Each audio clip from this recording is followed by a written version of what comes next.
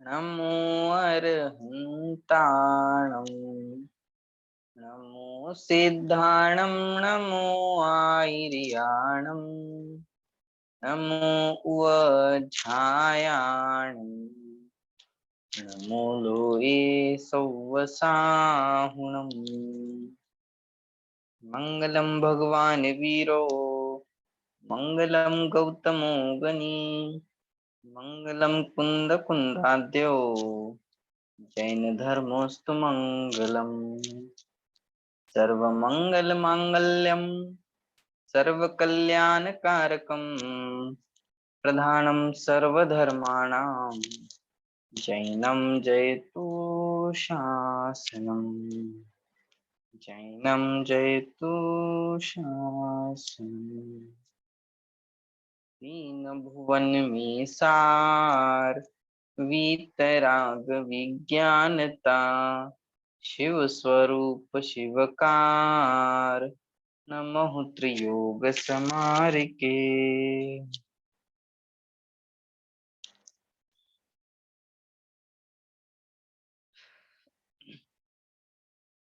पंडित दौलतरामजी द्वारा रचित छडाला ग्रंथावरती आपली चर्चा चालू होती।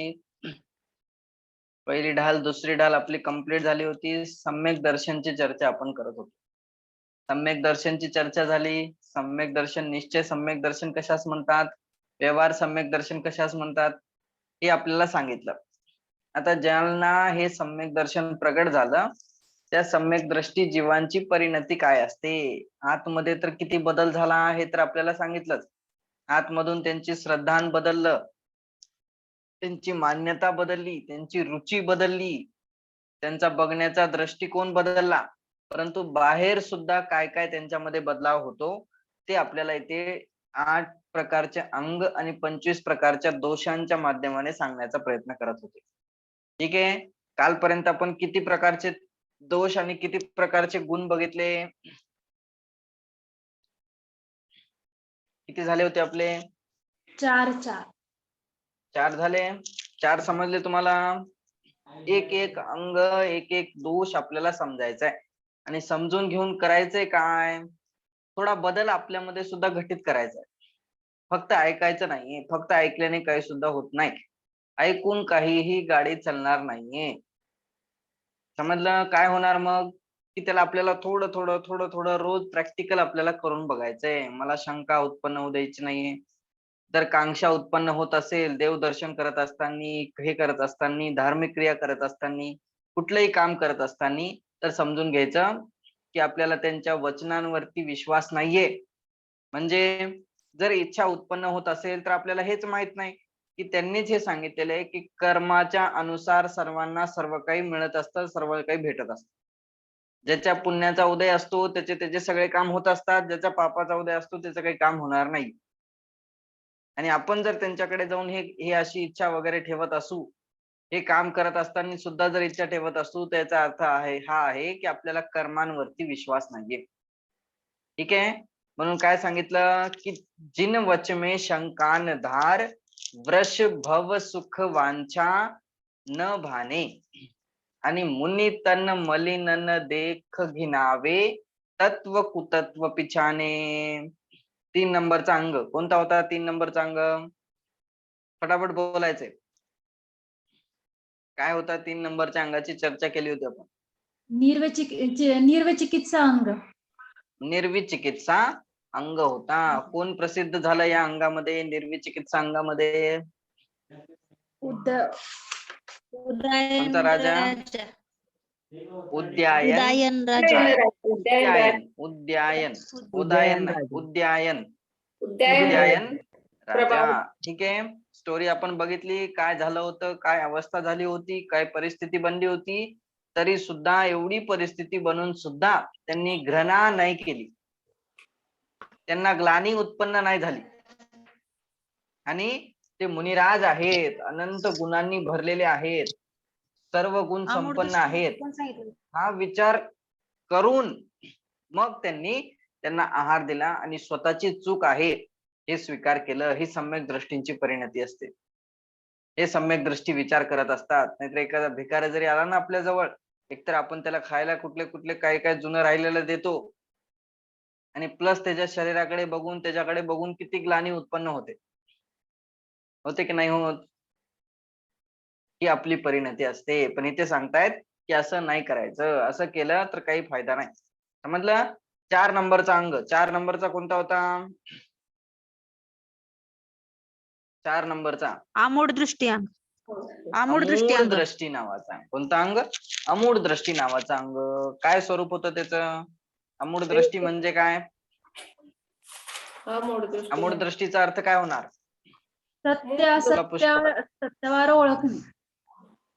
सत्य आणि असत्य तत्वांना ओळखणे, त्यांची परख असणे. सत्य काय आहे, असत्य काय आहे, तत्व कुतत्व पिछाने.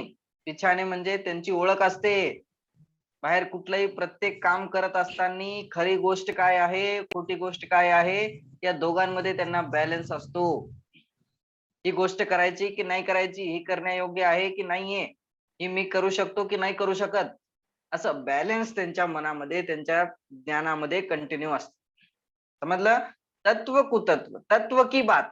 तत्व की बात म्हणजे खरी गोष्ट. आता पूजन करत आहेत, अभिषेक करत आहेत, व्रत करत आहेत, नियम करत आहेत, स्वाध्याय करत आहेत. तर स्वाध्याय करत असताना सुद्धा कोणी पुस्तकामध्ये, कोणी ग्रंथामध्ये दुसरंच काहीतरी मिक्स केलं, दुसरेच कुठले तरी शब्द मिक्स केले, त्याचा अर्थ बदलला, अर्थ परावर्तन झालं, तर त्यांना लगेच कळून जातं की हे शास्त्रामधलं नाही, हे शास्त्रामधली गोष्ट नाहीये, हे जिनेंद्र भगवानचे वचन नाहीयेत, हे कोणीतरी मिक्स केलेले आहेत. त्यांना लगेच समजून जातं.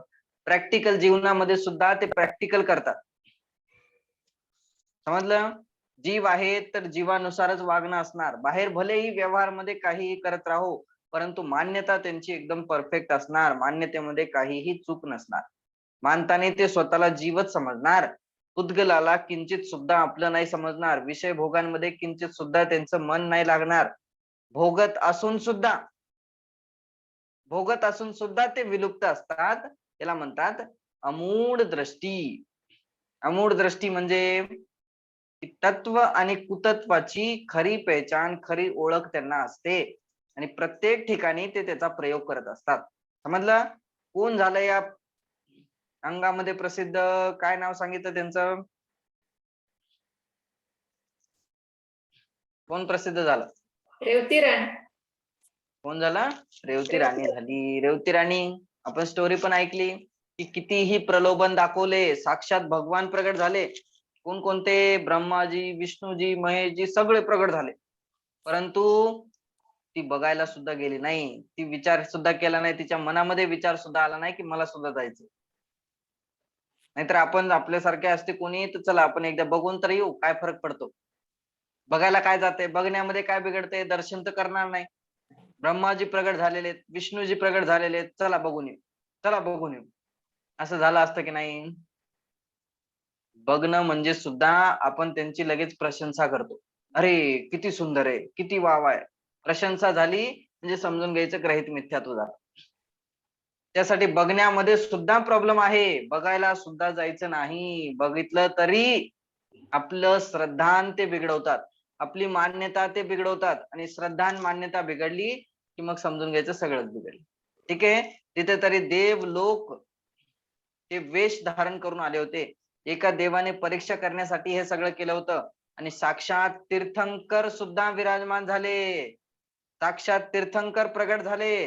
त्यांचं समोशरण लावलं तरी सुद्धा रेवती राणी बघायला सुद्धा गेली नाही. बोलले 24 तीर्थंकर असतात आमच्याकडे आणि ते 24 तीर्थंकर होऊन गेलेले. आता 25वा तीर्थंकर कोणी येणार नाही. हे तत्वाची गोष्ट म्हणजे खरी गोष्ट तिला माहित होती. खरी गोष्ट काय आहे की 24 तीर्थंकर जिनवाणीमध्ये सांगितलेले, भगवंतांनी सांगितलेले, 25वा तीर्थंकर कोणी नसतो. ही गोष्ट त्याला माहित होती. माहित होती की नव्हती? बोले माहित होती. माहित होती म्हणून ती एकदम पक्की दृढ राहिली. आणि 25वे आलेले आहेत म्हणजे हे कुतत्व आहे, ही खोटी गोष्ट आहे, हे कोणीतरी भ्रमाने मायाचारीने काहीतरी केलेलं आहे. समजते? मायाचारी पूर्वक हे काहीतरी त्यांनी डाव रचलेला आहे, म्हणून ती त्यांच्यामध्ये फसली नाही, ती त्यांच्यामध्ये अडकली नाही आणि साक्षात तीर्थंकर येऊन सुद्धा त्यांच्या दर्शनाला बघायला सुद्धा गेली नाही. मग त्या देवाला समजलं आणि त्या देवाने आपली चूक माफ केली. बोले धन्य आहे तुमचा अमूढ दृष्टी नावाचा अंग. ठीक आहे. हे 4 झाले अंग, 4 झाले दोष. दोष सुद्धा आपण बघण्याचा प्रयत्न केला. शंका, कांक्षा, विचिकित्सा आणि मूढ दृष्टी. मूढ दृष्टी हे 4 प्रकारचे असतात दोष. आणि या दोषांपासून सर्वथा दूर असतो तो सम्यक दृष्टी. हे बाहेरचे त्यांचं आचरण सांगत आहेत. आतमध्ये तर त्यांचं श्रद्धान बदललेलं आहे ते तर आहेच आहे, परंतु बाहेर अजून काय काय बदलाव होतात हे गोष्ट आपल्याला इथे सांगत आहेत. आता समोर आपल्याला जायचंय. इथपर्यंत काही प्रश्न आहे कुणाला? रेखाजी काय विचारायचं इथपर्यंत? व्हिडिओ ऑन करा सर्वांनी.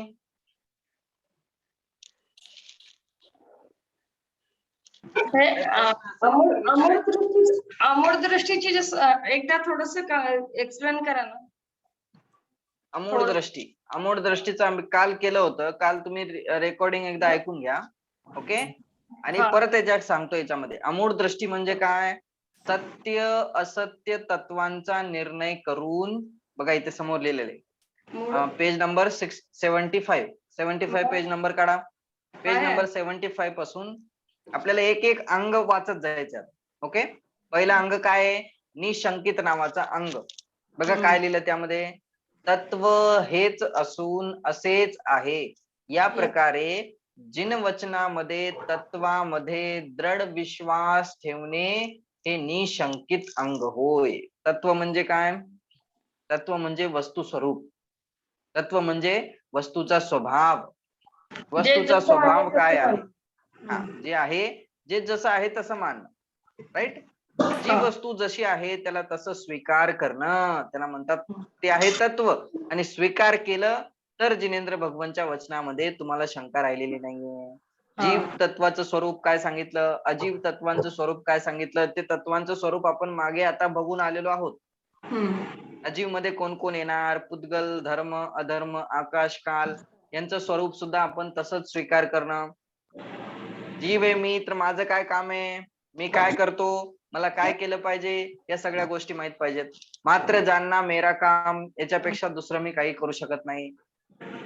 खाना पिना उठना बैठना रोना धोना हे सगळं काम आहे का माझं? हे काम माझं नाही. करता भोगता पन्ना हे काम आहे का माझं? हे काम माझं नाहीये. माझं तर फक्त जानना देखना हेच माझं काम आहे. ठीक आहे. तेवढंच करत असतो. बाकी दुसरे काम करत असताना सुद्धा, बाकी दुसरे पण करणार, परंतु करत असताना सुद्धा त्याचा कर्तापणा स्वतःला मानणार नाही. त्याच्यामध्ये एकदम लीन होऊन ते काम करणार नाही. त्याच्यामध्ये मस्त होऊन मगन होऊन ते काम करणार नाही. आता समोर उदाहरण येतील.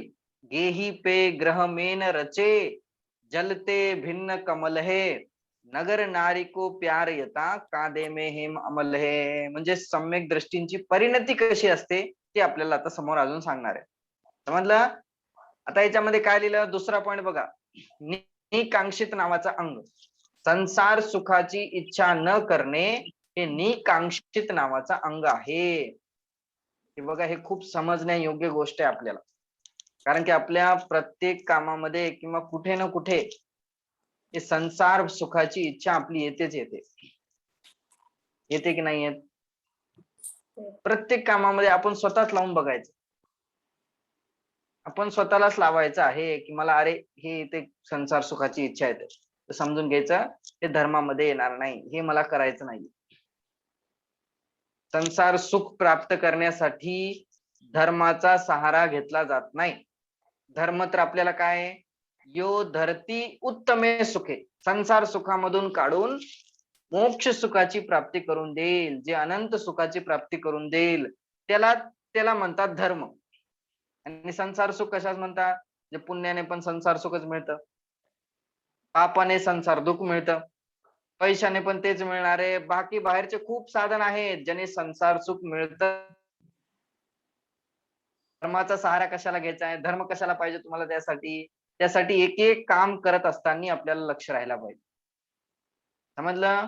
नाही तर रोग निवारणार्थम, ह्याचा रोग निवारणार्थम, त्याचा रोग निवारणार्थम काय होणार आहे?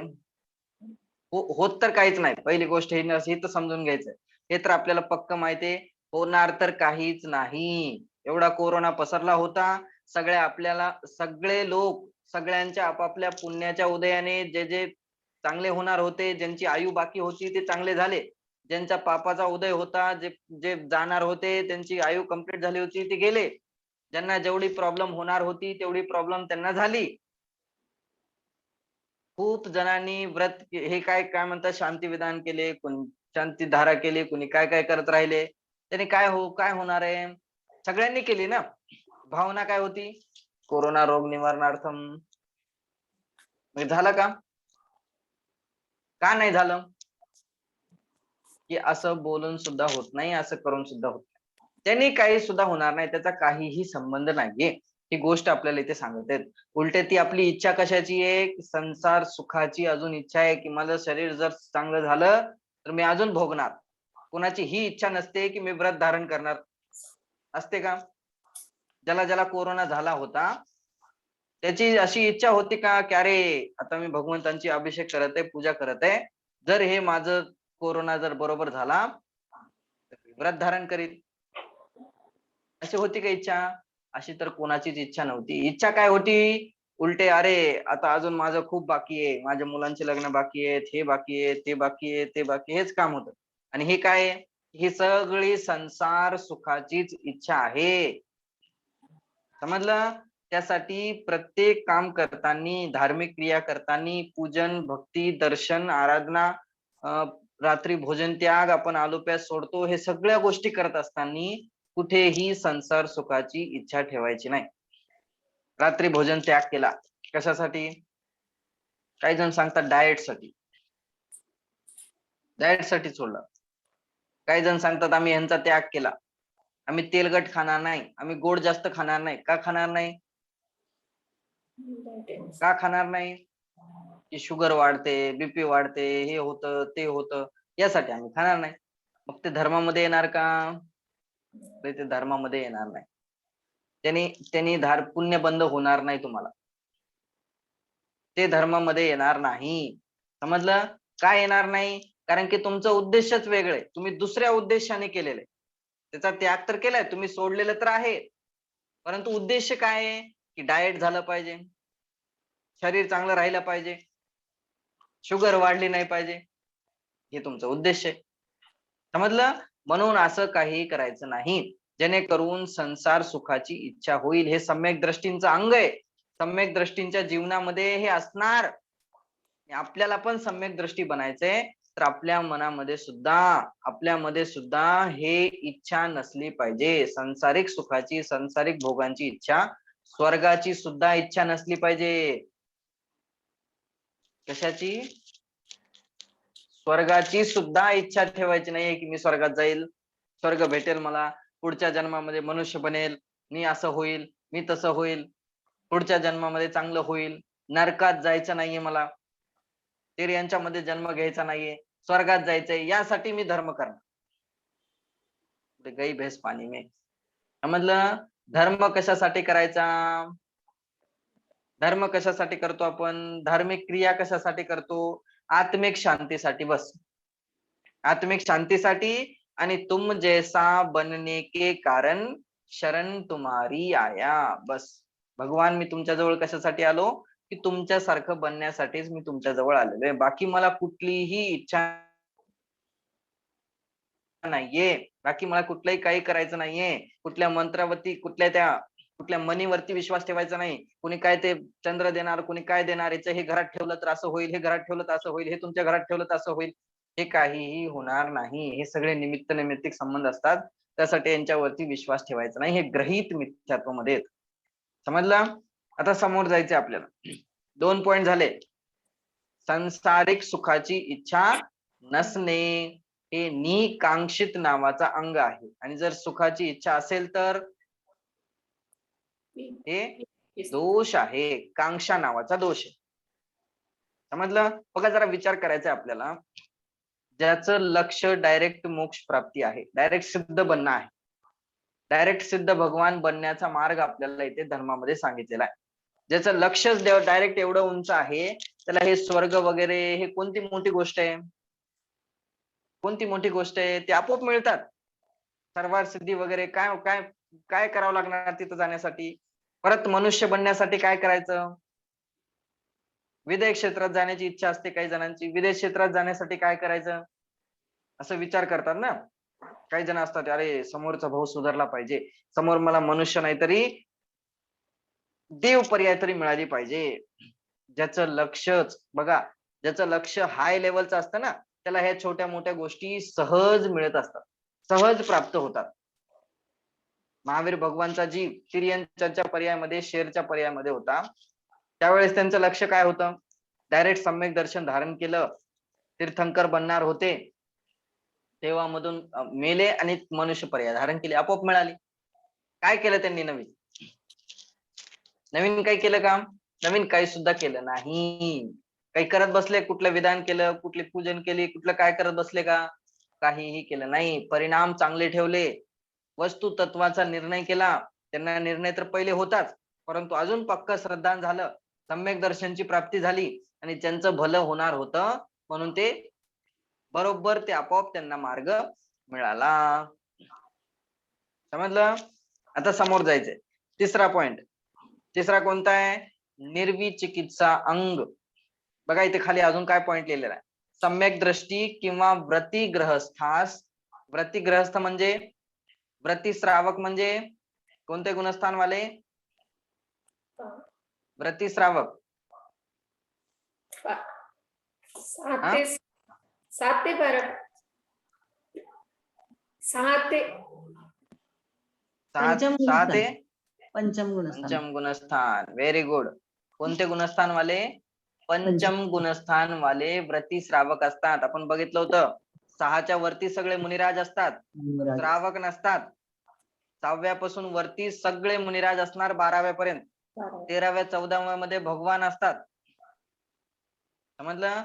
आणि चौथा गुणस्थान असणार तो कुणाचा असणार? चौथा गुणस्थान सम्यक दृष्टी जीवांचा असणार.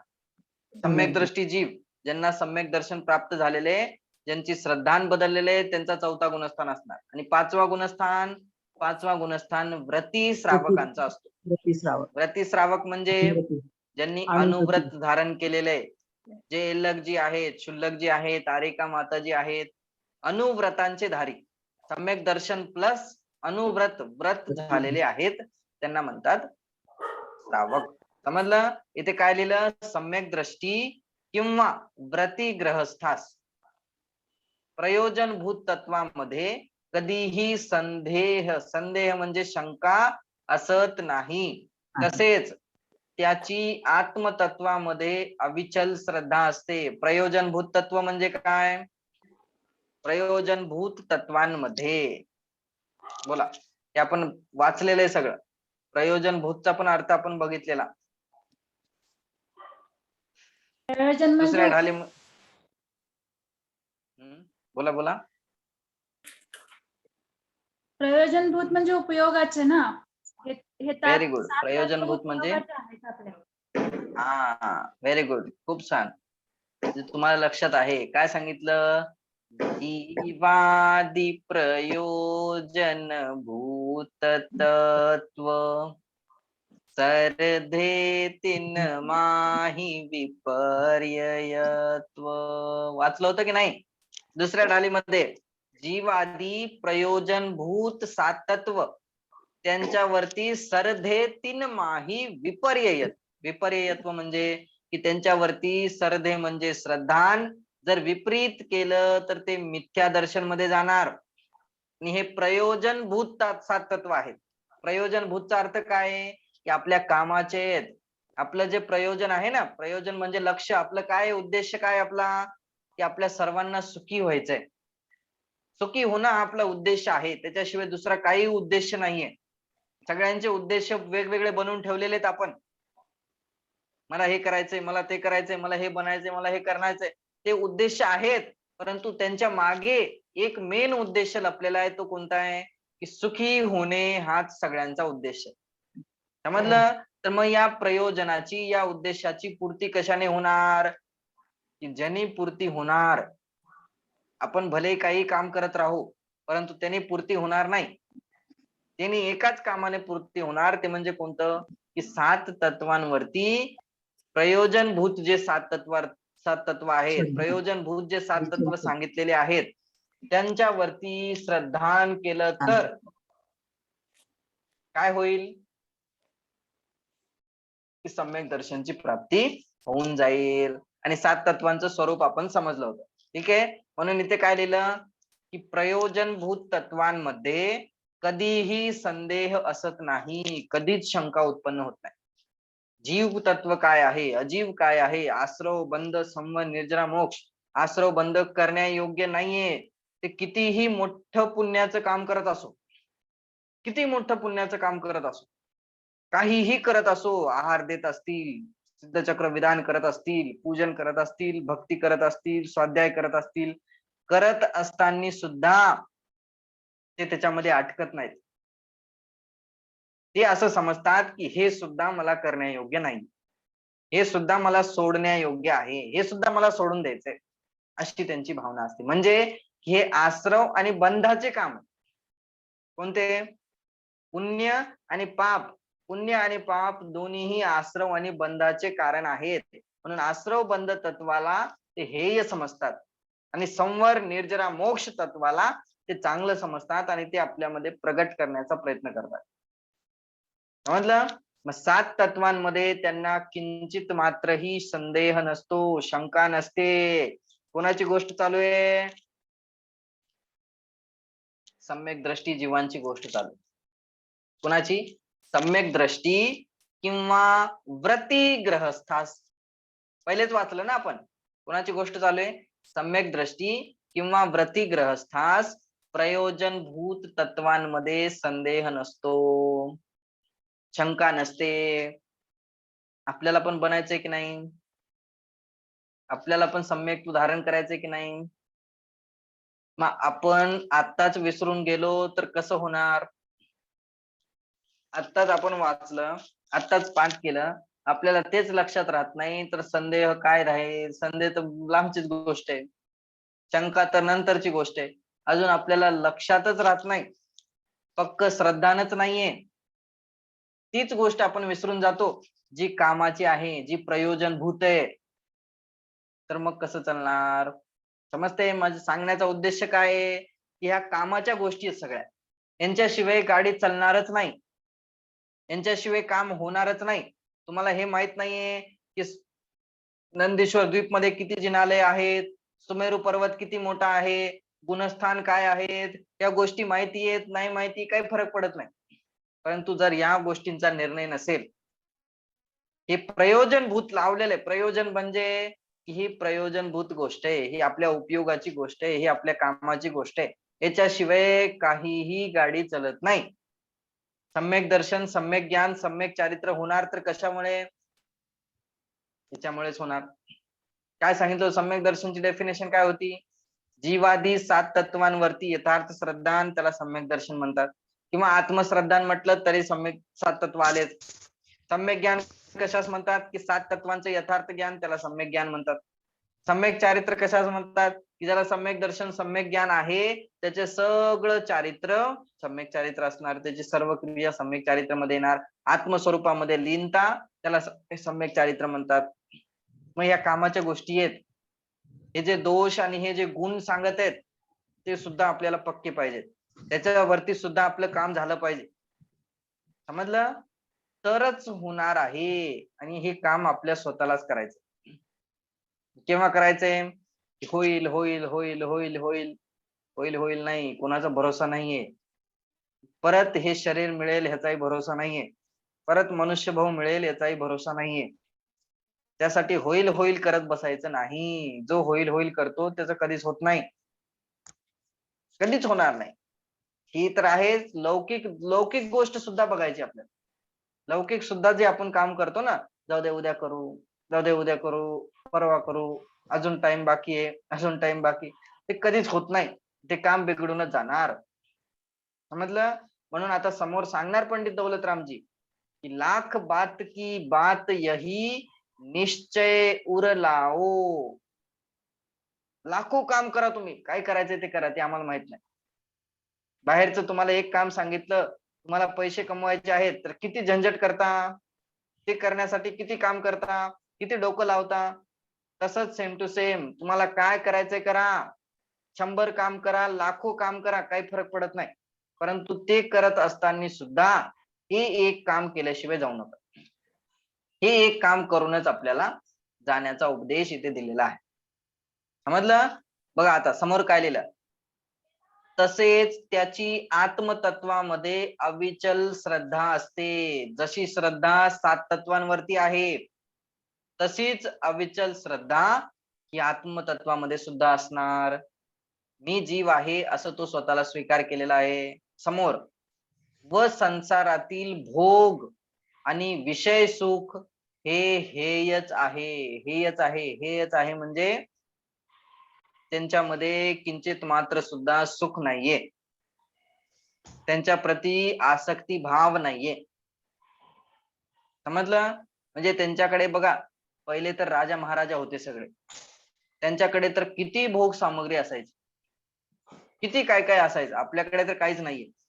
राजा महाराजा असायचे तरी सुद्धा ते त्याच्यामध्ये राहून सुद्धा स्वतःला भिन्न समजायचे. भरत चक्रवर्ती 6 खंडाचे राजा, साक्षात चक्रवर्ती, मनुष्य लोकाचा पूर्ण राजा ज्यांना आपण म्हणतो, मनुष्य लोकाचा इंद्र ज्याला म्हणतात, साक्षात चक्रवर्ती, हजारो करोडो घोडे, हत्ती, राणिया, किती राणी, एवढं सगळं असून सुद्धा ते त्यांच्यामध्ये राहून सुद्धा स्वतःच काहीच समजत नव्हते.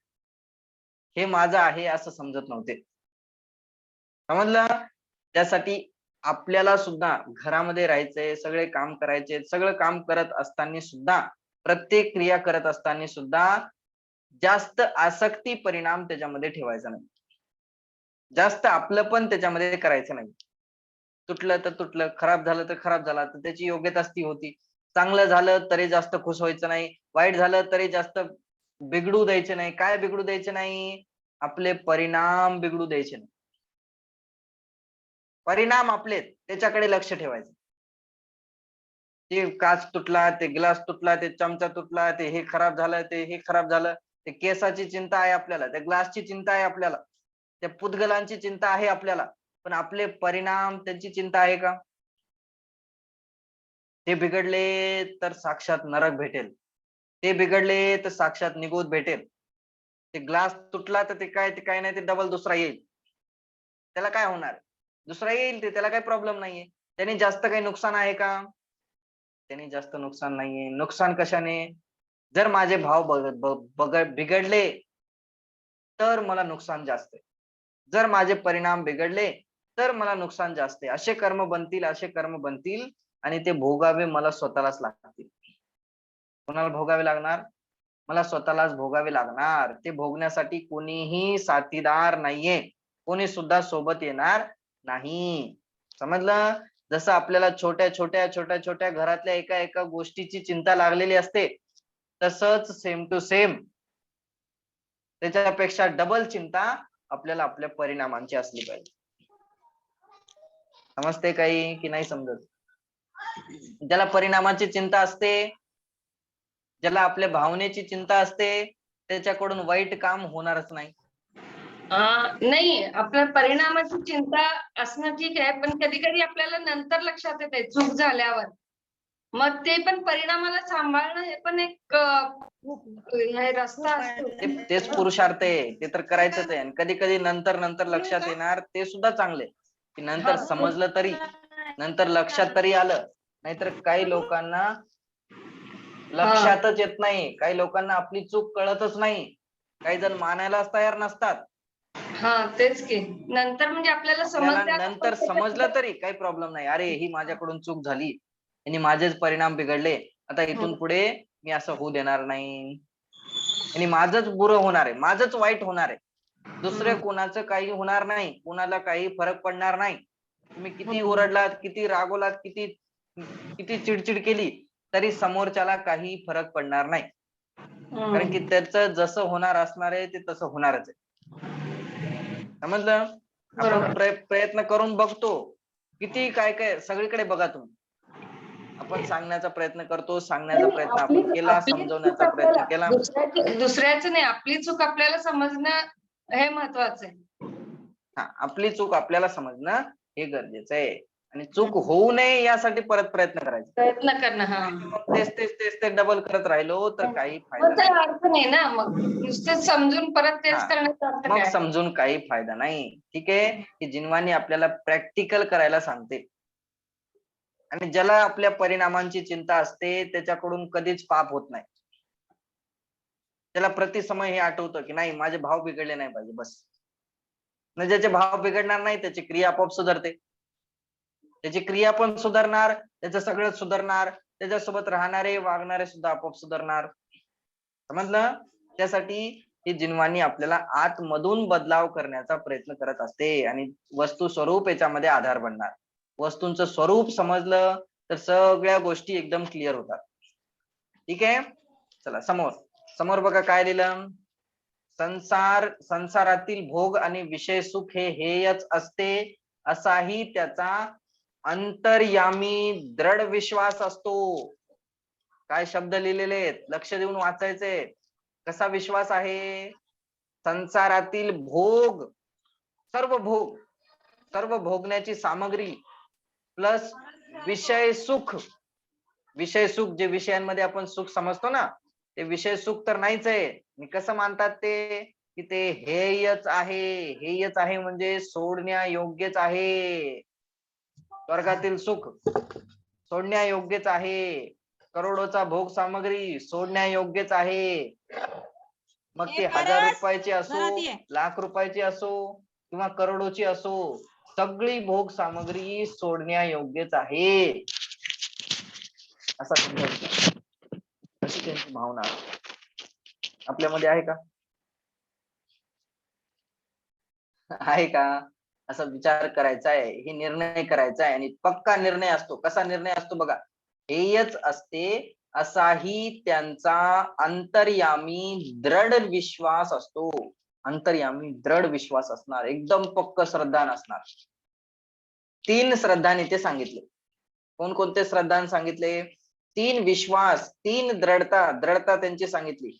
पहिले तर सांगितलं की प्रयोजनभूत 7 तत्वांमध्ये कधीही शंका नसणार. दुसरा पॉइंट सांगितला आत्मतत्वामध्ये सुद्धा अविचल श्रद्धा असणार. स्वतःला ते जीव समजणार. ठीक आहे. तिसरा पॉइंट काय सांगितला की विषय भोग विषय सुख यांच्यामध्ये सुद्धा दृढ श्रद्धा असते की हे हेयच आहेत, हे सोडण्यायोग्यच आहेत, हे धारण करण्यायोग्य नाहीयेत, हे ग्रहण करण्यायोग्य नाहीयेत, अशी अविचल श्रद्धा त्यांची असते. समजलं? विषय सुखांना हे समजतात, ते सुद्धा दृढ आहे. स्वतःला जीव समजतात, हे सुद्धा दृढ विश्वास आहे. मला काम काय करायचंय की संवर निर्जरा मोक्ष प्राप्त करायचंय, याच्यावरतीच पूर्ण पक्क श्रद्धा नसतं आणि तेच काम ते करत असतात. ठीक आहे, समोर बघा.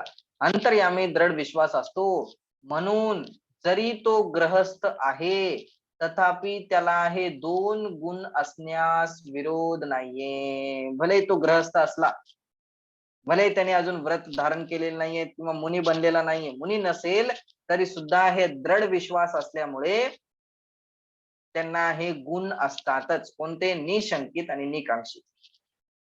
समजलं? त्यांच्या आतमधली श्रद्धान कसं असतं हे सांगायचं.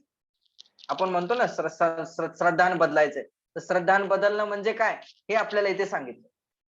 एकतर स्वतःला जीव समजणं आणि प्लस संसारातील विषय भोगांना हेय समजणं, हे श्रद्धान बदललं. समजलं की नाही पुष्पाजी? समजलं? काही आपल्यामध्ये सुद्धा असा बदल आला पाहिजे. हे श्रद्धान बदललं, हे सम्यक दृष्टींचे लक्षण आहे. आणि हे ज्यांचं श्रद्धान असेल त्याला शंका बिलकुल नसणार, त्याला कांक्षा बिलकुल नसणार. इच्छा आहे का? आता इच्छाचा काही संबंध आहे का इथे?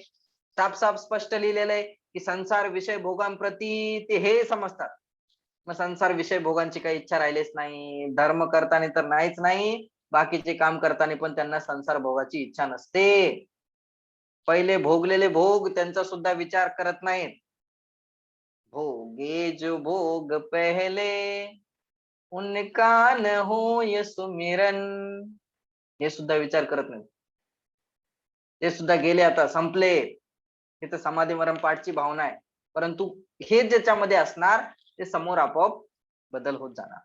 ठीक आहे. आता तिसरा पॉइंट बघायचा. तिसरा काय लिहिलं? निर्विचिकित्सा.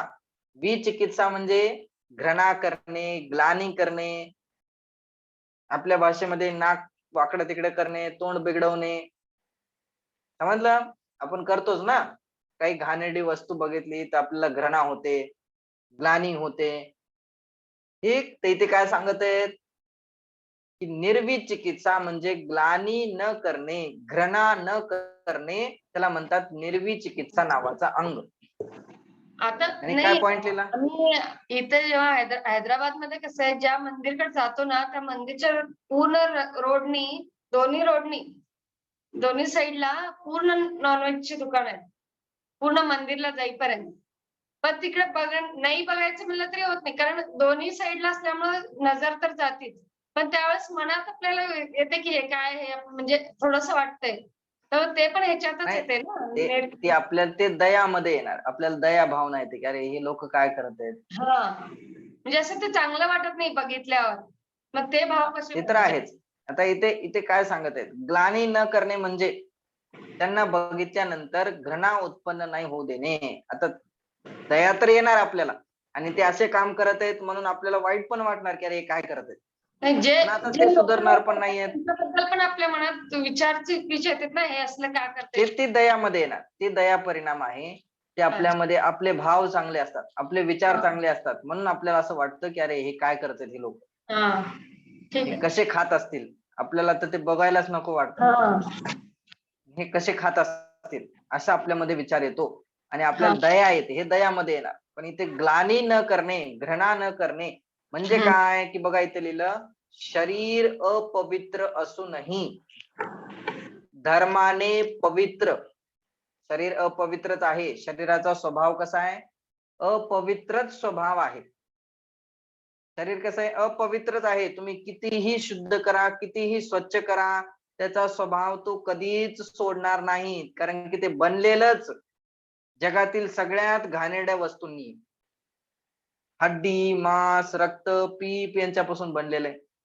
ज्या वस्तूंना बघणं, ज्या वस्तूंना स्पर्श करणं सुद्धा आपल्याला नको वाटतं. ज्या वस्तूंकडे बघितल्यानंतर सुद्धा आपल्याला असं वाटतं की आपण कुठे आलेलो आहोत. आणि तशा वस्तूंपासून हे शरीर बनलेलं आहे. शरीराची चर्चा आपण केली होती, आता समोर पण अजून करणार आहे. समजलं? अशा वस्तूंपासून बनलेलं आहे म्हणून ते अशुचीच आहे. अशुची म्हणजे, शुची म्हणजे शुद्धता, अशुची म्हणजे अशुद्धता. अशुद्धच आहे, ते अशुद्धच असणार. ठीक.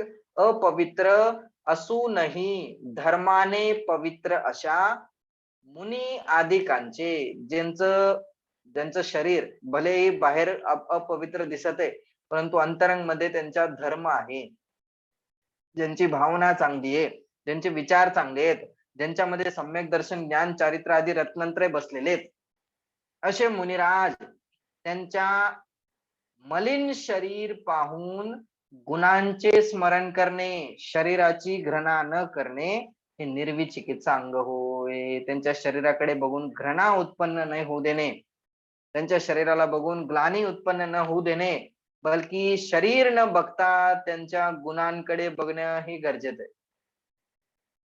गुण ग्रहण का भाव रहे, नित दृष्टी न दोषो पर जावे. हे उपगुहन आहे. काय बघितलं पाहिजे? गुण बघितले पाहिजे. समोर येईल आता उपगुहन म्हणजे काय. उपगुहन नावाचा अंग येणार. ठीक. तर काय लिहिलं की शरीराला बघितल्यानंतर ग्लानी उत्पन्न नाही होऊ देणे, कारण की ते ब्रश करत नाहीत, आंघोळ करत नाहीत. त्यांचं शरीर आता घाण होणारच, घाण दिसणारच, धूळ बसणारच, घाम आल्यानंतर घाणेरडं होणारच. मग घाणेरडं झालं तरी त्यांच्या शरीराकडे न बघता काय बघितलं पाहिजे? रत्नत्रयाने संपन्न त्यांची आत्मा बघितली पाहिजे. रत्नत्रयाने संपन्न त्यांचं जीव तत्व बघितलं पाहिजे. आणि हे सम्यक दृष्टी जीव आहेत. सम्यक दृष्टी जो स्वतःला जीव समजतो तो दुसऱ्याला सुद्धा जीवच बघतो. जो स्वतःला रागीद्वेषी समजतो तो दुसऱ्याला रागीद्वेषीच बघणार. समजलं? मग इथे ते मुनिराजांची चर्चा आहे, म्हणून त्यांनी स्वतःला जीव समजलेला आहे, तर ते मुनिराजांना सुद्धा जीव समजतात, ते जीव बघतात. म्हणून त्यांना निर्विचिकित्सा नावाचं अंग असतो आणि विचिकित्सा नावाचा दोष नसतो. जर ग्लानी उत्पन्न झाली, जर घृणा उत्पन्न झाली तर ते दोष मध्ये येणार. समजलं? उद्यायन राजाला समोर ठेवायचे. उद्यायन सारखे राजा साक्षात त्या मुनिराजांनी उलटी केली. त्यांच्या अंगावरती उलटी करून सुद्धा एवढं घाण शरीर, एकतर कोड आलेलं, पू निघालेला बाहेर, रक्त निघत होतं, घाम आलेला, हे सगळं बघून सुद्धा त्यांनी एकतर आहार दिला आणि आहार दिल्यानंतर सुद्धा ते सगळी उलटी त्यांनी त्यांच्या अंगावरती केली. उलटी केल्यानंतर आपल्याला काय झालं असतं, आपली काय भावना झाली असती? अरे आपण तर एक तर आहार द्यायचा, मी वरतून हे सगळं आपलं घाण करून जाणार. आपले घरात पाहुणे जरी आले, कोणी जरी आलं तरी आपल्याला अशी भावना होती की नाही, ते तरी सगळे चांगले करून गेलेले आहेत, एक तर यांना बोलवायचं, हे राहणार, हे खाणार, हे पिणार आणि आपल्या इथेच घाण करून जाणार, असे विचार येतात की नाही? 2 दिवस जरी जास्त राहिले तरी आपलं डोकं खराब होतं. हे तर मुनिराज आहेत. आणि कसे होते परत? कोड आलेले, पू आलेला बाहेर, रक्त निघू लागलं शरीरातून, असे एवढे घाण शरीर त्यांचं. आणि उलटी केली तरी सुद्धा राजाने काय विचार केला की माझ्याच आहारामध्ये काहीतरी प्रॉब्लेम असणार, मी आहार बनवण्यामध्येच काहीतरी चूक झालेली असणार, म्हणून यांना उलटी झाली. काहीतरी गडबड झालेली असणार, माझ्याकडून काहीतरी गडबडीचं पडलं गेलं असणार. स्वतःलाच ते ग्लानी महसूस करू लागले, अरे माझ्याकडूनच चूक झाली, त्या मुनिराजांचा आहार बिघडला, मुनिराजांचं शरीर बिघडलं, अशी त्यांना वाटू लागली. तशी एवढं घाण शरीर बघून सुद्धा त्यांना अशी भावना झाली, तशी भावना आपल्या मनामध्ये सुद्धा झाली पाहिजे. मुनिराजांना बघितल्यानंतर घृणा उत्पन्न नाही झाली पाहिजे. मुनिराजांनाच काय, कुणालाच बघितल्यानंतर घृणा उत्पन्न नाही झाली पाहिजे, नाक बंद नाही झालं पाहिजे. नाक म्हणजे आता ते आपोआप वास येणार तर नाक बंद होणारच, पण आतमधून एवढं पण नाही असं स्वतःला हे समजायचं की माझ्यासारखं कोणीच नाहीये, मीच एकदम दुधाने धुतलेला आहे, बाकी सगळे घाणेरडेच आहेत, असं नाही. कारण की सगळ्यांच्या शरीराची अवस्था एकसारखीच असते. मग ते प्राणी असो, तिर्यंच असो किंवा मनुष्य असो. तिर्यंच्याचं शरीर पण सारखंच आहे आणि आपलं शरीर पण सारखंच आहे. दोघांचे औदारिक शरीरच आहेत. शरीराची अवस्था कधी कायम राहत नाही, प्रति समय बदलत असते. आज जे शरीर चांगलं दिसत आहे ते थोड्या वेळानंतर कोडग्रस्त होईल, दस्त लागेल, काय होईल, डोकं खराब होईल, कोरोना होईल, कुठे फोडी फुंशी येईल, कुठे काय होईल, काहीही सांगता येत नाही, कुणाचाही भरोसा नाही. समजलं? त्यासाठी घृणा उत्पन्न न करणे, हे वस्तू स्वरूप जर माहित झालं तर घृणा आपोआप बंद होणार. काय वस्तू स्वरूप, शरीराचं स्वरूप असली माहित झालं तर घृणा होणारच नाही. ठीक आहे, चला समोर. अमूढ दृष्टी अंग सांगितला. अमूढ दृष्टी म्हणजे काय? अ म्हणजे नाही, अ चा अर्थ काय होणार? नाही.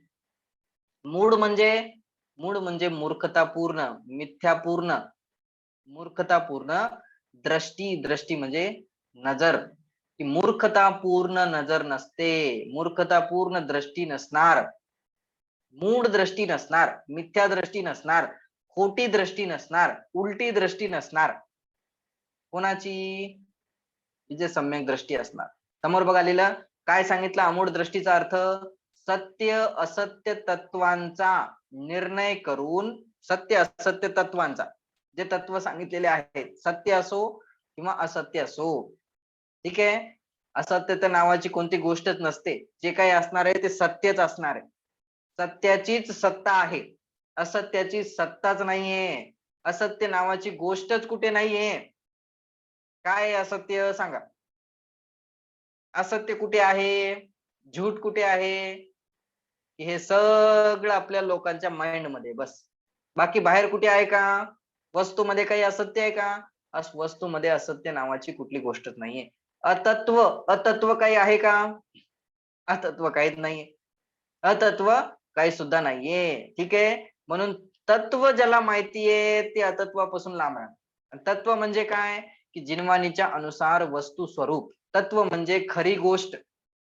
खरी गोष्ट काय आहे, निश्चयाची गोष्ट काय आहे, वास्तविक गोष्ट काय आहे, याचं श्रद्धान आपल्याला पाहिजे. हे आपल्याला एक तर पहिले माहित पाहिजे आणि माहित असल्यानंतर त्याच्यावरती पक्क श्रद्धान पाहिजे. जर माहितच नाही तर गाडी डगमगणारच. वस्तू स्वरूप माहित पाहिजे. समजलं? सत्य काय आहे, असत्य काय आहे, या सगळ्या गोष्टी क्लिअर झाल्या पाहिजेत. मी कोण आहे, माझं स्वरूप काय आहे, हे पुद्गल द्रव्य, या पुद्गलांचं स्वरूप काय आहे, हे धर्मद्रव्य, त्या धर्मद्रव्यांचं स्वरूप काय आहे, त्यांचं परिणमन त्यांच्यामध्ये होत असतं, माझं परिणमन माझ्यामध्ये होत असतं. ते द्रव्य स्वतंत्र द्रव्य, मी द्रव्य माझा स्वतंत्र द्रव्य, माझं काम माझं माझं मीच करणार, माझं काम मी ते करू शकत नाही.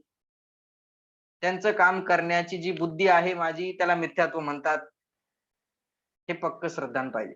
जर त्याच्यामध्ये चांगलं काम झालं तरी ते त्याच्या योग्यतेनुसार, वाईट झालं तरी त्याच्या योग्यतेनुसार. खरं बघायला गेलं तर ते काम जे झालेलं आहे ते चांगलंही नाहीये, वाईटही नाहीये. ते तर आपण आपल्या बुद्धीनुसार लावून घेतो, म्हणून ते आपल्याला असं वाटतं की हे चांगलं वाईट झालेलं. समजते? म्हणून हे वस्तू स्वरूप माहित पाहिजे. प्रत्येक द्रव्य, एक द्रव्य दुसऱ्या द्रव्याचा करता भोगता नाहीये. एक गुण दुसऱ्या गुणाचा करता भोगता नाहीये. द्रव्य गुण पर्यायाचं स्वरूप माहित पाहिजे. उत्पाद व्यय द्रव्याचं स्वरूप माहित पाहिजे. 4 प्रकारचे अभाव आहेत, ते अभाव माहित पाहिजेत. सगळ्या गोष्टी आपल्याला क्लिअर असतील तर आपण कुठेही अडकणार नाही. समजलं? म्हणून तत्वाची गोष्ट काय, नाहीतर आपण अडकणार.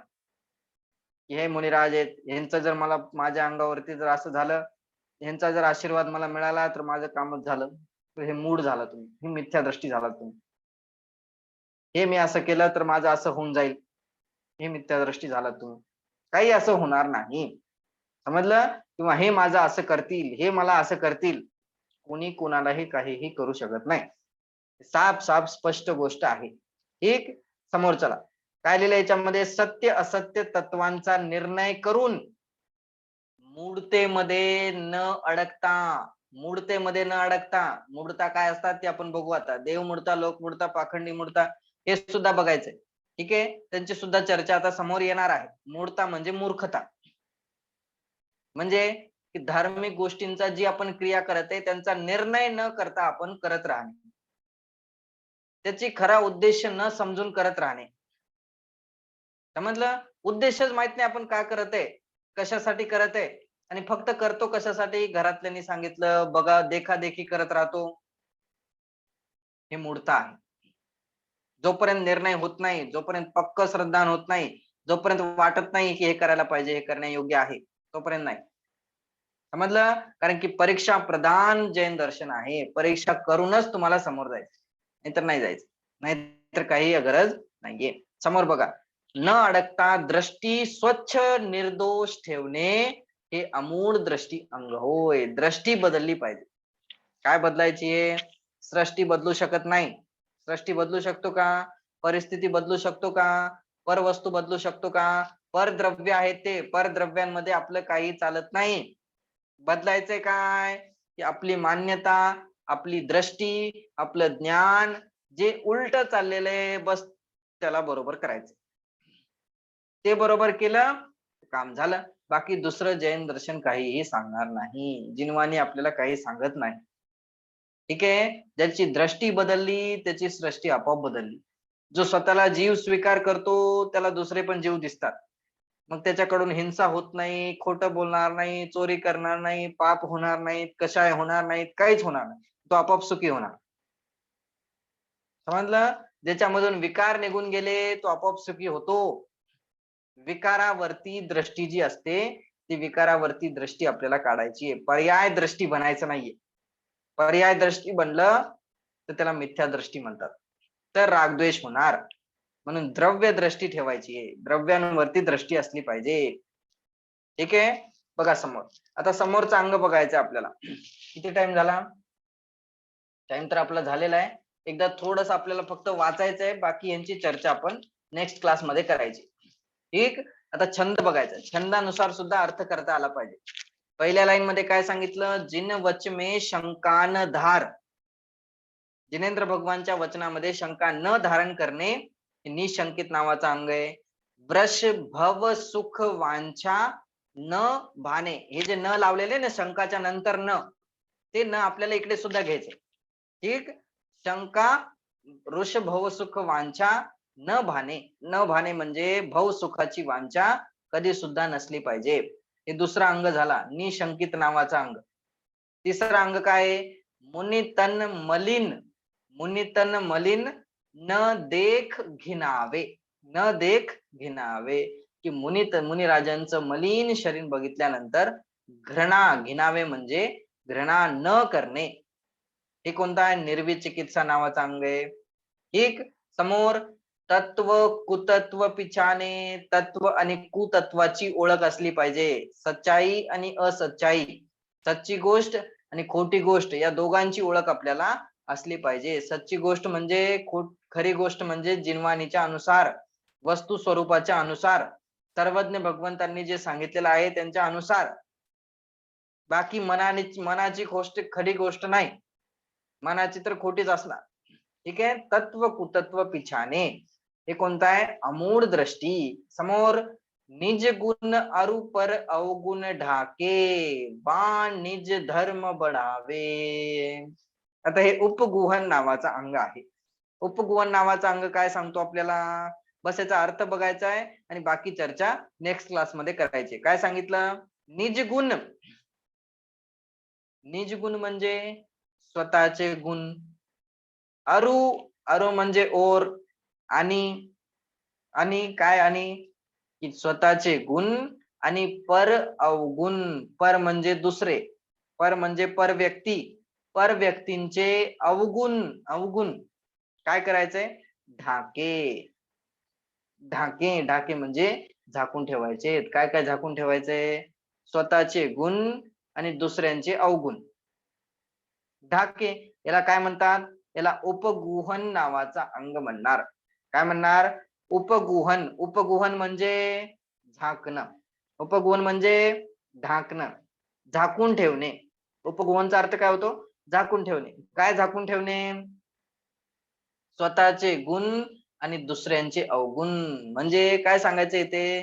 की स्वतःच्या गुणांचं बखान कधीच करत बसायचं नाही, की मी असा आहे, मी तसा आहे. स्वतःचे गुण बघत बसायचे नाहीत, स्वतःचे गुण दुसऱ्याला सांगत बसायचे नाहीत, आणि दुसऱ्यांचे अवगुण झाकून ठेवायचे. म्हणजे दुसऱ्यांचे गुण बघायचेत, दुसऱ्यांचे अवगुण बघायचे नाहीये. दुसऱ्यांमध्ये काय फॉल्ट आहे, दुसऱ्यांमध्ये काय गडबड आहे, तुम्हाला दृष्टीनं दोषो पर जावे, गुण ग्रहण का भाव रहे नित, दृष्टीनं दोषो पर जावे. मेरी भावनामध्ये लाईन लिहिली ना, काय आहे? काय सांगण्याचा प्रयत्न केलाय? हे उपगुहन नावाचा अंग सांगण्याचा प्रयत्न. काय बघण्याची गरज आहे आपल्याला? दोष. ज्याला दोष दिसतात, ज्याला गुण दिसत नाहीत, बोले त्याची दृष्टीच खोटी आहे, त्याची दृष्टीच बरोबर नाहीये. इथे साक्षात सम्यक दृष्टी जीवांची चर्चा चालू आहे. दोष बघितले आपण तर आपले भाव सुद्धा बिघडणार. आपण दोष बघत बसलो तर आपले परिणाम सुद्धा बिघडणार. आपल्याला काय बघायचंय? की गुण ग्रहण का भाव रहे. कंटिन्यू मला दुसऱ्यांपासून फक्त त्यांच्यामध्ये जे गुण आहेत ते गुणच दिसले पाहिजे, दुसरं काही दिसलं नाही पाहिजे. जर दोष दिसत असतील तर आपली दृष्टी खोटी आहे, आणि आपण दोष बघत राहिलो तर मिळणार काय? काय मिळणार आहे? तो सुधारणार आहे का? आपण बघत राहिलो तर, आपण ताने मारत राहिलो तर सुधारणार आहे का तो? समजवायचं, समजवणं गोष्ट वेगळी आहे. आपल्याला वाटलं की नाही यार हे बरोबर नाहीये, हे योग्य करत नाहीये, त्याला जाऊन समजवायचं, परंतु त्याचे दोषच कंटिन्यू बघत राहणं हे योग्य नाहीये. ठीक आहे. गुण ग्रहण का भाव रहे, निज गुण अरुपर अवगुण ढाके. हे कोणता अंग आहे? कोणता अंग आहे? उपगुहन. उपगुहन. उपगुहन. उपगुहन नावाचा अंग आहे. ठीक आहे. आणि अनुपगुहन. अनुपगुहन म्हणजे दुसऱ्यांचे दोष असतो, हे दोष असतो. अनुपगुहन म्हणजे दोष असतो. उपगुहन अंग असणार. बघा समोर लिहिलेलं, समोर आपण वाचायचं इथलं. आपले गुण सांगून आत्मप्रशंसा न करणे व दुसऱ्यांचे दोष झाकणे हे उपगुहन अंग होय. अथवा या अंगाला शास्त्रामध्ये उपबृहन असेही नाव आहे. स्वपराच्या आत्मधर्माची वृद्धी करणे हे उपबृहन अंग होय. म्हणजे स्वतःच्या पण आत्मगुणांची वृद्धी करणे आणि परद्रव्यांच्या पण पर जे लोक आहेत त्यांच्या सुद्धा आत्मद्रव्याचीच वृद्धी करणे हे लक्ष असलं पाहिजे. ठीक आहे. याची चर्चा आपण विशेष अजून करू. उपगुहन हा अंग आहे, अनुपगुहन नावाचा दोष आहे. समोर खाली लिहिलेलं आहे बघा, खाली दोषांची चर्चा केलेली आहे, त्या दोषांमध्ये बघायचंय अनुपगुहन अथवा अनुपबृहन. खालच्या साईडला लिहिलंय डार्क अक्षरामध्ये, छंदाच्या वरती 14व्या जो छंद आहे त्याच्यावरती 8 मदांचं जे वर्णन आहे त्याच्यावरती लिहिलेलं आहे बघा. शंका नावाचा दोष, कांक्षा नावाचा दोष, विचिकित्सा नावाचा दोष, मूढ दृष्टी नावाचा दोष आणि अनुपगुहन अथवा अनुपब्रहन नावाचा दोष आहे. ठीक, आता यामध्ये कोण प्रसिद्ध झालं, काय झालं याची चर्चा आपण नेक्स्ट क्लासमध्ये करू. आतापर्यंतची सर्व चर्चा समजली की नाही समजली? समजली? समजले. आता हो. समजल्यानंतर करायचं काय?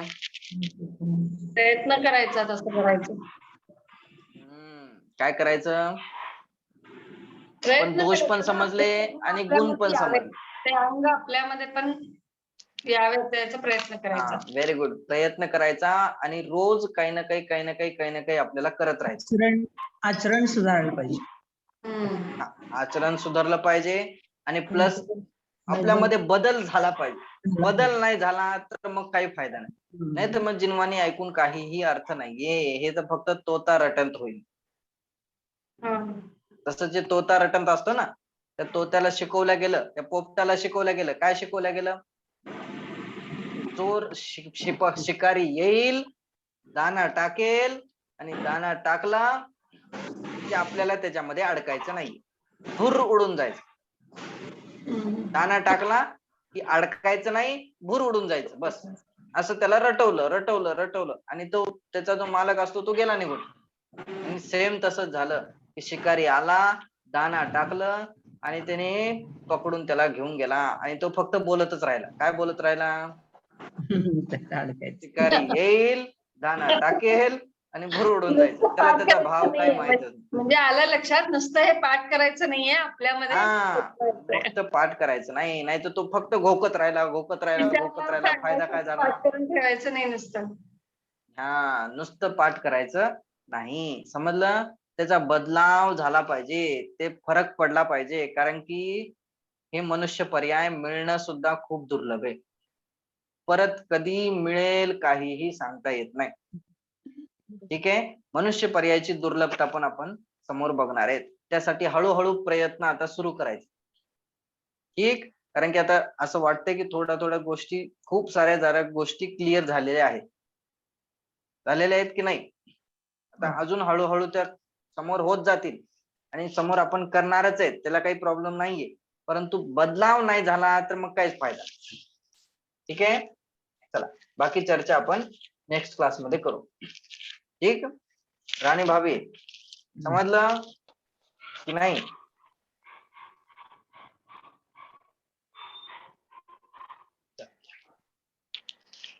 हात जोडायचे, जिनवाने स्तुती करायची.